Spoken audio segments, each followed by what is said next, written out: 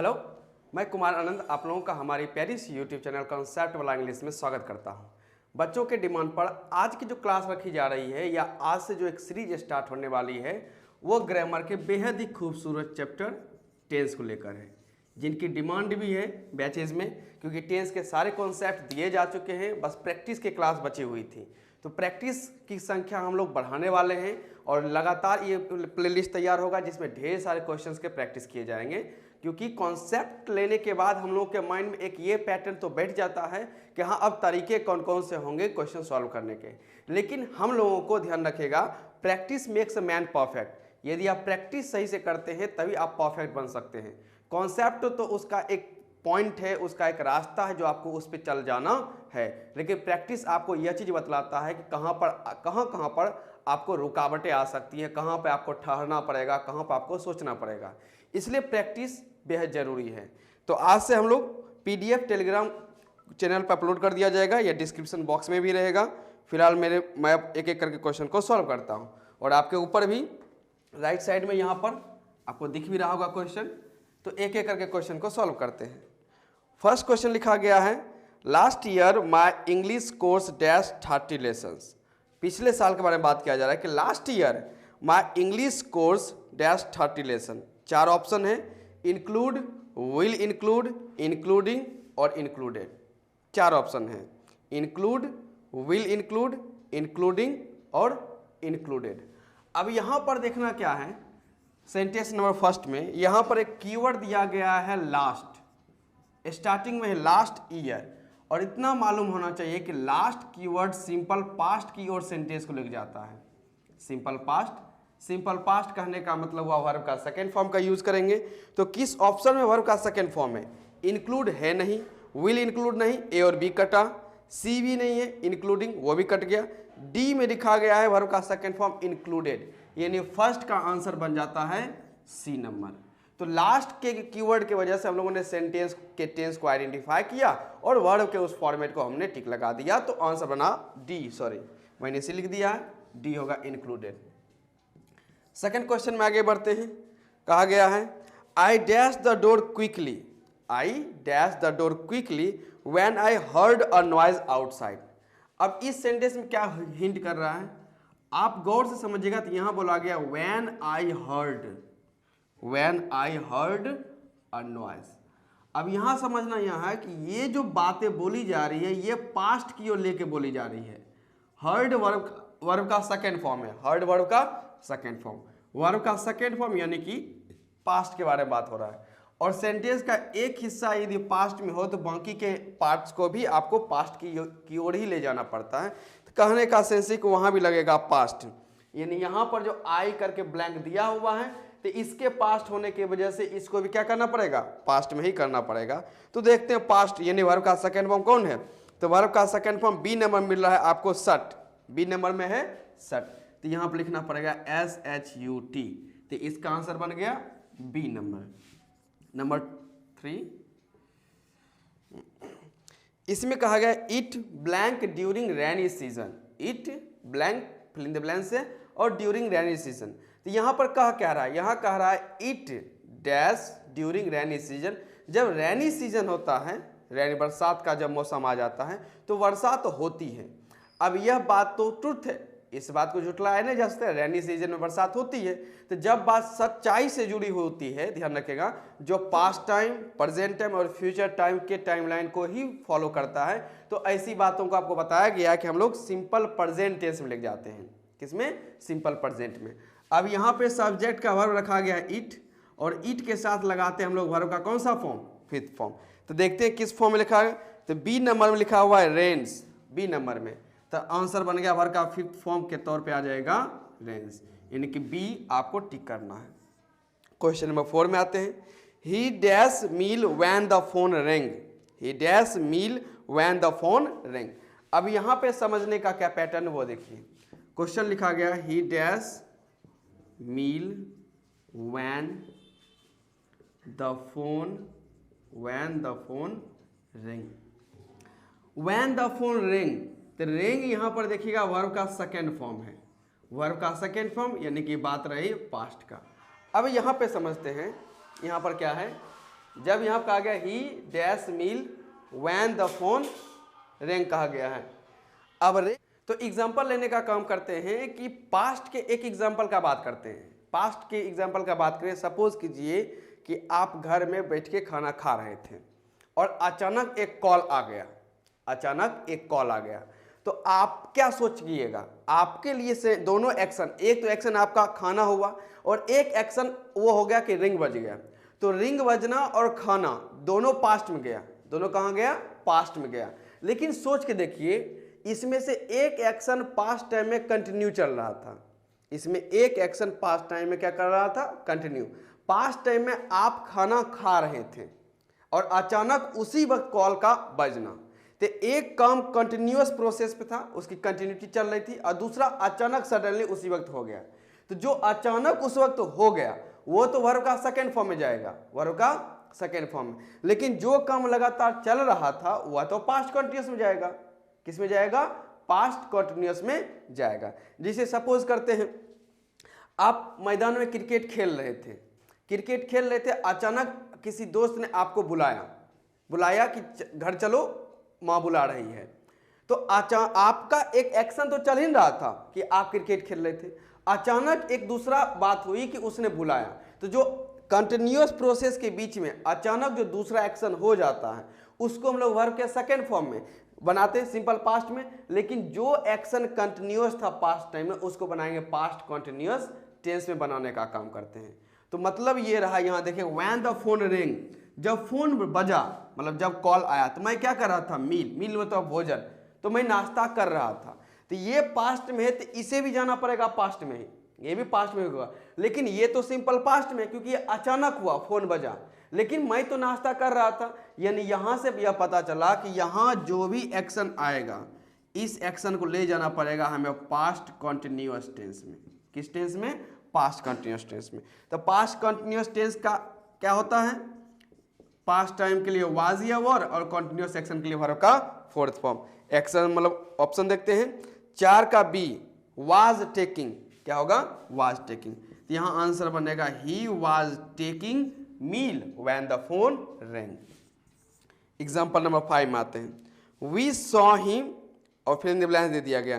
तो हम लोगों ने देखा, हम लोगों ने वी सॉ हिम क्या देखा? जाते हुए। तो यानी वी सॉ हिम जाते हुए, तो ये वर्ब का फर्स्ट फॉर्म आता है, ध्यान रखिएगा। तो वी सॉ हिम लीव करके आ जाएगा। क्वेश्चन नंबर 6 में आ जाते हैं। 6 में कहा गया he promised that he dash hard, he promised. अब यहां देखिएगा, ही प्रॉमिस्ड और आगे लिखा गया है जो भी बातें हैं। अब प्रॉमिस्ड वर्ब का सेकेंड फॉर्म है, वर्ब का सेकेंड फॉर्म है, यानी कि ये पास्ट की बात करेगा। तो सेंटेंस का एक हिस्सा जब पास्ट की ओर जाता है तो बाकी के पार्ट्स को भी आपको पास्ट की ओर ही ले जाना पड़ेगा। तो इतना तो पता चल गया कि आगे जो भी आंसर आएंगे ब्लैंक में वह जाएंगे किस में? पास्ट में जाएंगे। जाना तो उसे पास्ट में ही है। अब यहाँ देखते हैं पास्ट में कौन कौन सा है। ऑप्शन नंबर बी की बात करें तो उसमें लिखा गया है can work. Option number B में क्या लिखा हुआ है? Can work. और कैन पास्ट की बात करता नहीं है, पास्ट की बात कैन नहीं करता है। कैन को यदि पास्ट की बात करनी रहेगी तो वह कुड का यूज करेगा। कैन जो है ये पास्ट की बात नहीं करता है। तो चलिए ये ऑप्शन तो कट गया बी नंबर में। एक और ऑप्शन है सी नंबर लिखा हुआ हैज, तो हैज भी पास्ट की बात नहीं करता है, ये भी कट गया। अब ये जो मेथड है ध्यान रखेगा, जब हम लोग अक्सर एमसीक्यू क्वेश्चन सॉल्व करते हैं ध्यान रखेगा तो उसमें एक मेथड अपनाया जाता है एलिमिनेशन मेथड, कि आप सही आंसर बाद में पहचानिए, पहले आंसर को एलिमिनेट कीजिए कि यह आंसर नहीं होगा, यह आंसर नहीं होगा, और जो बच गया उसमें से आप चूज कीजिए। तो उस एलिमिनेशन मेथड से हम लोगों का एक बी नंबर ऑप्शन भी कट गया और एक सी नंबर ऑप्शन भी कट चुका है। अब आते हैं किसमें? नंबर डी और नंबर ए। नंबर ए में क्लिक किया गया है वुड वर्क, और नंबर डी में क्लिक किया गया है डिड वर्क। अब यहां से समझ तो ये आ गया, ध्यान रखिएगा कि दोनों पास्ट की बात है, दोनों पास्ट के, वुड भी पास्ट में आता है, डिड भी पास्ट में आता है, तो आंसर कौन होगा? अब समझते हैं कि उसने क्या प्रॉमिस किया। जैसे उसने प्रॉमिस किया, क्या प्रॉमिस किया होगा? पास्ट टाइम में यदि उसने प्रॉमिस किया होगा तो यही प्रॉमिस किया होगा कि वह वर्क हार्ड करेगा, मतलब वो हार्ड वर्क करेगा, मेहनत करेगा। तो मतलब उसने कहा था मेहनत करेगा, यानी फ्यूचर की ओर बात की होगी, और फ्यूचर के लिए किसका यूज होता है, विल। लेकिन यहाँ विल का पास्ट कौन आ रहा है, वुड आ रहा है, यानी हम लोग आंसर किसकी तरफ जाएंगे, वुड की तरफ। तो उसने जो प्रॉमिस किया था, प्रॉमिस करते वक्त उसने क्या कहा होगा कि वह मेहनत करेगा, वह मेहनत करेगा या मैं मेहनत करूंगा, जो भी है, बात तो फ्यूचर की तरफ गई होगी, यानी वहां पर आपको या तो शैल या तो विल उसने लगाया होगा, शैल या तो विल। अब यहां सोचने वाली बात है कि यदि वहां पर शैल या विल का यूज किया होगा तो शैल या विल का पास्ट क्या आता है, यदि वुड विल होगा तो उसका पास्ट क्या हो गया, वुड, यानी आंसर कौन होगा, वुड होगा। तो बी और सी इसलिए ऑप्शन कट गए क्योंकि ये पास्ट को हमें दिखा नहीं रहा है, ये दोनों पास्ट में दिखाया, लेकिन हमने सोचा और हमने एक सिचुएशन बनाया तो उसमें विल का यूज वहां होगा जिसका पास्ट क्या होता है, वुड का यूज होता है, इसलिए आंसर होगा वुड वर्क। एग्जाम्पल नंबर 7 की ओर देखते हैं। 7 में कहा गया सी इज शॉक्ड। अब इससे याद आया, ध्यान रखिएगा, she is shocked, she is shocked, वह शॉक्ड है, यानी ये प्रेजेंट टाइम में, प्रेजेंट टाइम की वो बात कर रहा है, सी इज शॉक्ड। अब शॉक्ड मतलब उसको अचंभा, कोई शौक लगा है कोई चीज देखने के वजह से, तो ये प्रेजेंट टाइम वो अभी शॉक्ड है। Because she dash a terrible accident, क्योंकि she dash a terrible accident मतलब वह एक भयानक एक्सीडेंट देखने का एक एक्शन हाल फिलहाल में हुआ है, मतलब हो सकता है कुछ समय पहले वो एक एक्सीडेंट देख ली जिस वजह से सी इज शॉक्ड, वह भी क्या है, शॉक्ड है। अब यहां देखते हैं she is shocked because she dash a terrible accident. अब यहां समझने का बात करते हैं, यदि यहां प्रेजेंट टाइम की बात हो रहा है, ऑप्शन एक एक बार देख लेते हैं। फर्स्ट ऑप्शन है sees, is seeing, had seen और नन। तो बी नंबर तो पहले हम लोग कैंसिल कर देते हैं, बी में जो लिखा गया है इज सीइंग, तो सीइंग का कॉन्टिन्यूस फॉर्मेट पॉसिबल है ही नहीं देखने के सेंस में, इसलिए बी तो कट गया। अब यहाँ एक कह सकते हैं, ध्यान रखिएगा, सीज। अब ए नंबर यदि आप ऑप्शन जाए जिसमें आप बात करते हैं सीज का, तो जो ही आप लिखेंगे सीज, यानी ये सिंपल प्रेजेंट की ओर जाएगा। और सिंपल प्रेजेंट के बारे में ऐसा मतलब जब बोलिएगा कि she is shocked because she sees a terrible accident, मतलब she sees a terrible accident मतलब सिंपल प्रेजेंट। और सिंपल प्रेजेंट क्या होता है, जो पास्ट प्रेजेंट फ्यूचर के बारे में बात करता है, टाइम लाइन के तीनों टाइम को फॉलो करता है। तो आप ऐसा कहना चाहते हैं कि she sees a terrible accident, okay, कि वह बार बार टेरिबल एक्सीडेंट देखती है। तो ऐसा कहने का सेंस नहीं कि बार बार वहाँ एक्सीडेंट नहीं देखा गया, इसमें आंसर बनता है सी नंबर में, हैज सीन,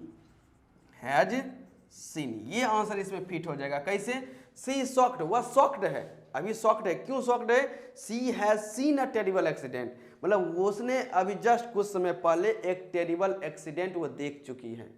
अब सी हैज सीन, तो प्रेजेंट परफेक्ट क्या होता है कि पास्ट का एक्शन है, पास्ट का कोई एक्शन है और उसका इंपैक्ट प्रेजेंट तक है, कहां तक है, प्रेजेंट तक है। मतलब एक्सीडेंट तो कुछ समय पहले देख, लेकिन वो उसका फीलिंग यहाँ है कि वह शॉक्ड है। तो इस वजह से हम लोगों को किस में जाना पड़ेगा, सी नंबर, यानी कि 7 नंबर, 7 का आंसर क्या हो जाएगा, सी आते हैं। अब क्वेश्चन नंबर 8 की ओर जाते हैं, ध्यान रखिएगा। टेंस बेहद ही एक कह सकते हैं मजेदार चैप्टर है, लेकिन मजेदार होने के वजह से ध्यान रखिएगा इसके प्रैक्टिस में आपको सबसे ज्यादा समझना पड़ता है। कॉन्सेप्ट तो इजी हो जाता है, लेकिन ध्यान रखिएगा थोड़ा प्रैक्टिस में आपको देखना पड़ता है। आगे आते हैं नंबर 8 में, it can not be denied, blank है, विल प्रोड्यूस गुड रिजल्ट्स। अब यहाँ देखिएगा it can not be denied, क्या डिनाइड नहीं किया जा सकता है। अब जो भी क्वेश्चन है, क्वेश्चन नंबर है 8 नंबर में, it can not be denied dash will produce good results,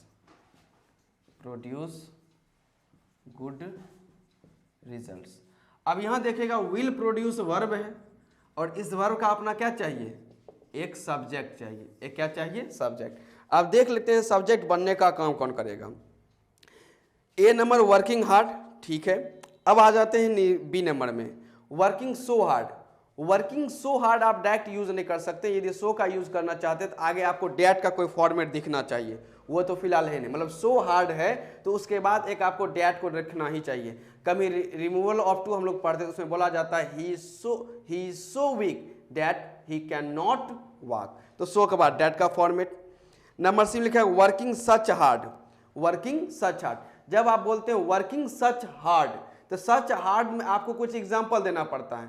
जैसे I like such books, I like such books, मुझे सच बुक्स, कुछ किताबें पसंद है, कौन कौन सी, आपको एग्जाम्पल देना पड़ेगा। अच्छा ठीक है, ये बुक वो book. I like such dress, मुझे कुछ ऐसे ड्रेस पसंद है, आपको एग्जाम्पल देना पड़ेगा। तो यहाँ वो एग्जाम्पल है नहीं, और हार्डली वर्क सब्जेक्ट बन नहीं सकता है। अब बचा क्या चीज, ए नंबर।